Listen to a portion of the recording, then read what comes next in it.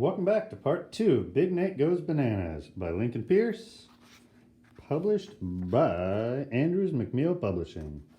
We'll start on page 26, right where we left off. Here we go. Nate, are you get from Cereal Company a letter about the mascot contest? Yeah. And are you in?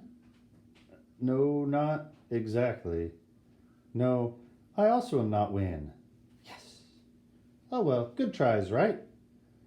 You're hissing. Oh, am I? Nate, you turned that mascot contest into a tongue war between you and Arthur.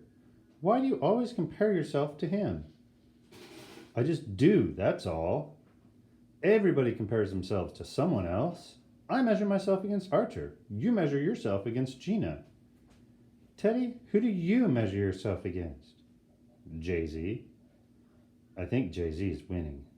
It's a marathon, not a sprint.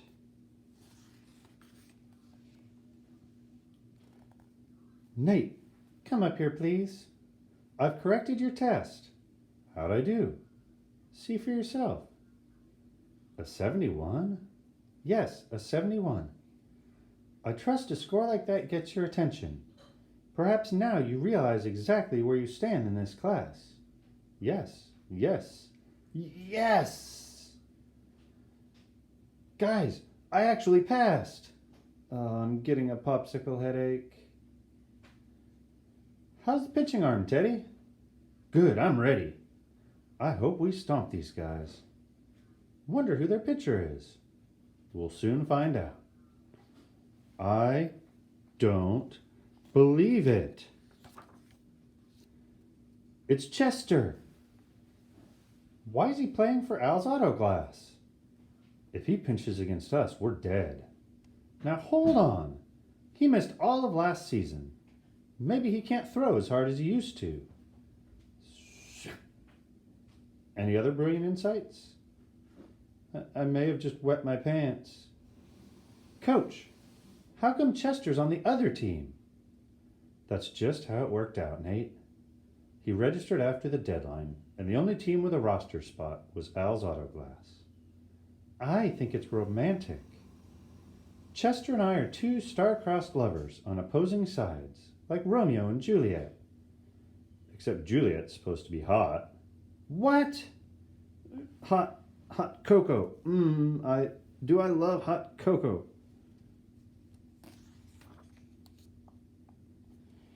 Okay, gang, we all know that Chester can throw hard, but he does have a weakness. He's wild. Half the time, he has no clue where the ball is going. So he might walk you. What great news! Or he might crush our skulls. I'm not batting leadoff. Abandon ship. Strike one. How embarrassing.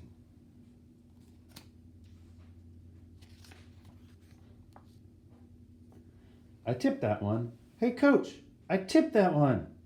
Strike three. Moments of triumph can be so fleeting.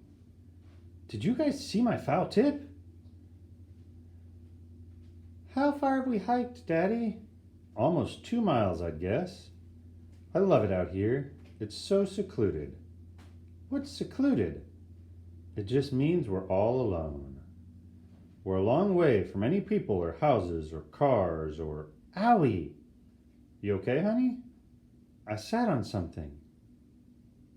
Titleist. Found it. I really need to work on my slice.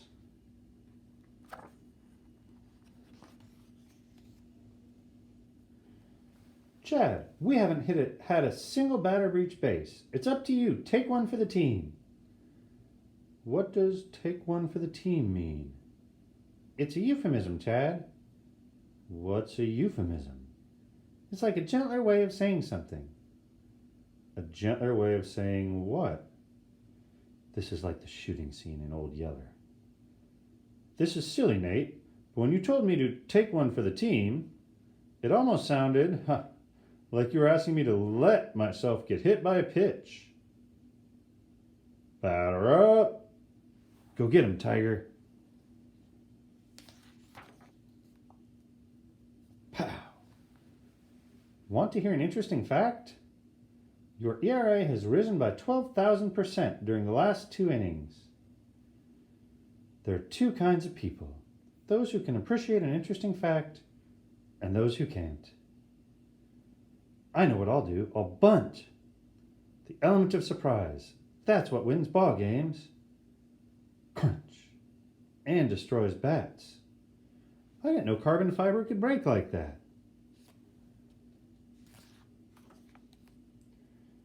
Wow. Kim, Chester even struck you out. Why wouldn't he? Well, you're his girlfriend. He respects me too much to go easy on me. And he knows that if he doesn't respect me, I'll dump him and resume my torrid romance with you. Respect is good. I sense your excitement. That was ridiculous. We had no chance against Chester. He was pretty overpowering. Yeah, because he's huge. Well, you know, people mature at different times. I was the last boy in my grade to start shaving, and look at me now. I've got hair in places I don't even know about. Can we go back to talking about baseball?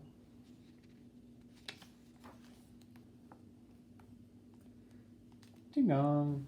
Hi, Mr. Kendall. Care to buy a candy bar to support the Timber Scouts? Absolutely not. I'm a saver, not a spender. I don't just throw money at anyone who comes knocking.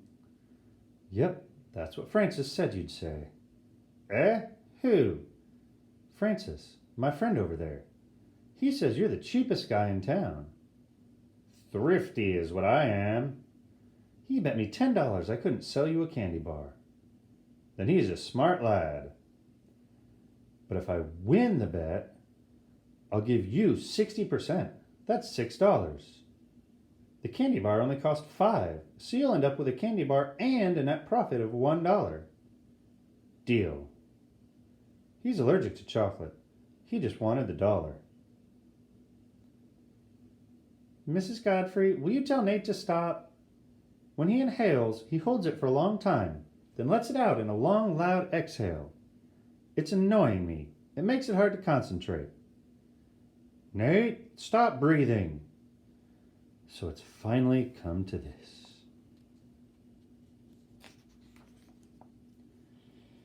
Mrs. Godfrey, I protest. Gina's complained about the way I grind my teeth, the way I bounce my leg, and now she's whining about my breathing. What are you saying, Nate? I'm saying I can't help how I stink and breathe. Have a seat, Nate. Have a seat? I shouldn't even be here. Gina complained about me, and of course Mrs. Godfrey took her side. All I was doing was breathing. That's all? You didn't scream at Mrs. Godfrey, I can't help how I stink and breathe? Scream what? No, I didn't scream. I heard you from here. It may have had a faintly squeamish quality. Hello, Nate. I've been expecting you.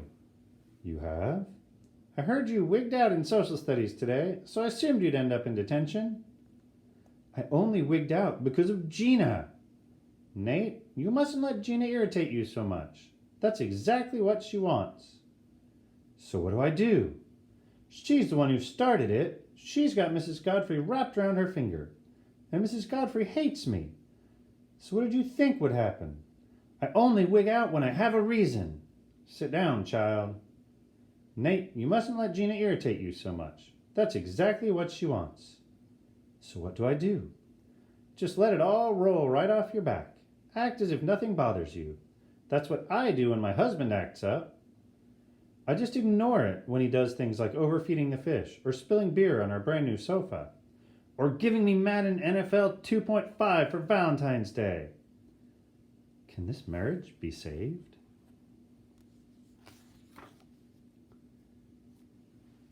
Mrs. Zerwicki's right. Gina's just trying to get under my skin. When I respond to her, I'm giving her what she wants. From now on, I'll keep my mouth shut. I won't say a word to her. Hi, P-Brain. Have fun in detention yesterday? I'll start tomorrow. Oops. Sploosh. Glug. Crunch, crunch, crunch. Now that's coffee. Remember when we borrowed your hacky sack? You said, don't lose it? Well, funny story. And we'll go one more today. I can't believe there's only a month of school left. But what a month. We've got that science project, all our exams, and of course our oral reports for social studies. That's what I'm most worried about. Thank goodness Mrs. Godfrey gave us so much time to prepare. I've been working on mine since March. Can you imagine how hosed you'd be if you were just starting it now? You haven't even started working on your oral report yet? Well, I've done an outline. What's your topic? The French and Indian War. Let's see the outline. Okay, here. France versus India. What's up with that? It's a plea for peace. All right, we'll stop there. We'll come back to his oral report tomorrow. Thanks for watching Big Nate Goes Bananas. See you next time.